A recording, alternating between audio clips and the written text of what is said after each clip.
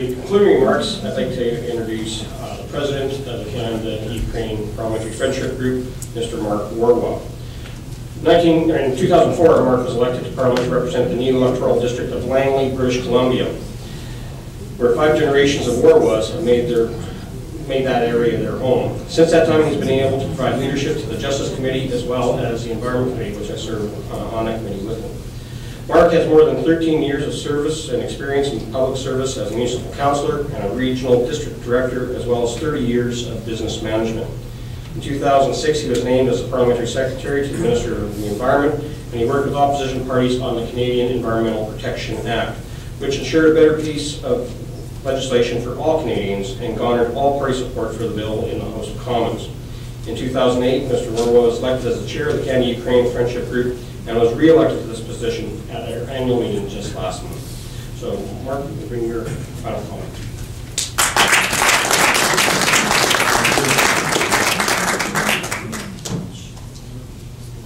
Thank you so much, James.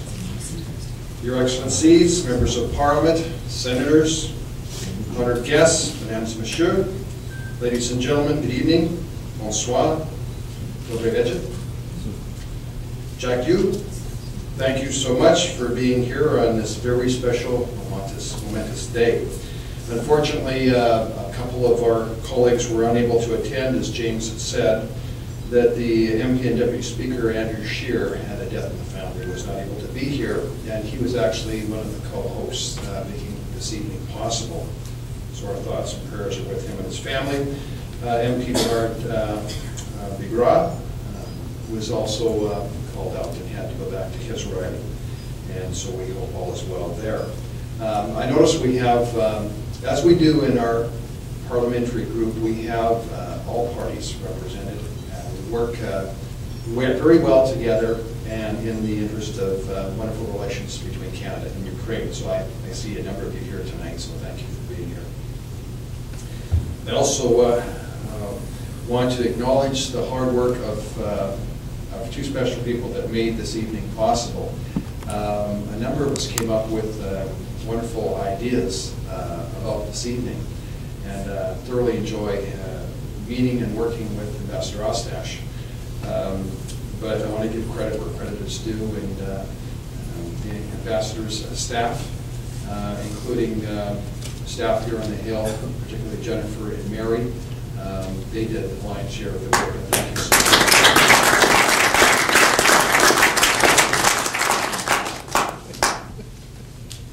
Tonight we come together to celebrate the 300th anniversary of the 1710 Constitution and honor the life of Pylyp Orlyk, the famous Cossack, hetman in exile, protector of Ukraine, and a man who had a vision well ahead of his time.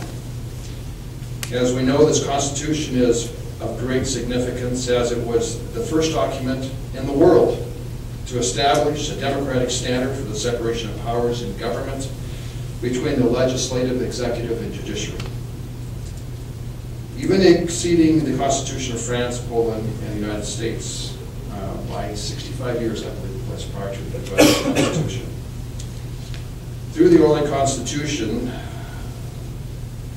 though the Orlyk Constitution had never come into force because it was written outside of the country while in exile, it will always remain in history as an original legal document for which the first time in European history laid the groundwork for the possibility of the democratic parliamentary rule. Speaking here in Canada's Parliament as a member of this House and chair of the Canada-Ukraine Parliamentary Group, and one who has Ukrainian descent, I feel a sense of kinship.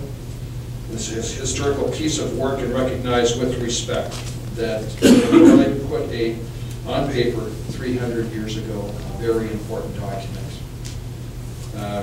And reflecting on what Paul Brod had just said, the wonderful relationship between Ukraine and Sweden continues.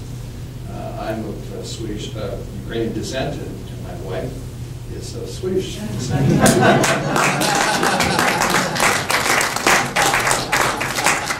But I remind her that Sweden adopted the Ukrainian colors.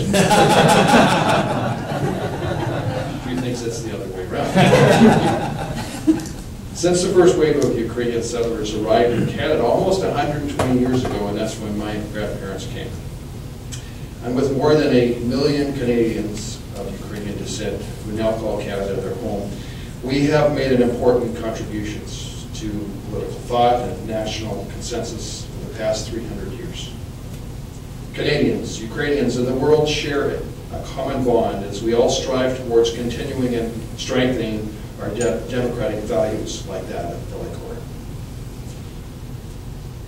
The world continues to remember and commemorate the Orlyk Constitution, from the University of Toronto to the Ukrainian Museum in New York to the National Archives of Sweden, with exhibits, writings, and historians, and also here in Canada. This Constitution will always be the first Constitution of Ukraine, and it is filled with a truly democratic spirit, which continues to make it one of the most interesting documents of the contemporary political thought. At this time, I'd like to take this opportunity on behalf of the Prime Minister, Stephen Harper, to present to Ambassador Ostash with a certificate to commemorate this special event. And it is a certificate, but what makes it of extreme importance is that you're here tonight. So thank you so much, Ambassador. Well, that concludes our evening. I want to thank all our presenters for their informative speeches and the kind words that were shared.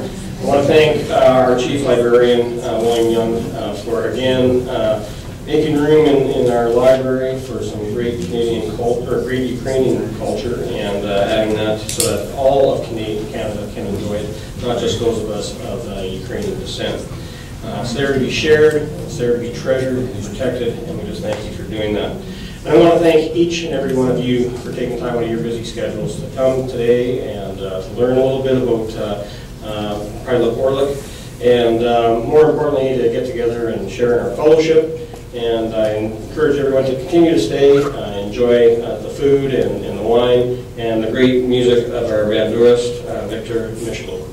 Thank you very much. Have a great evening.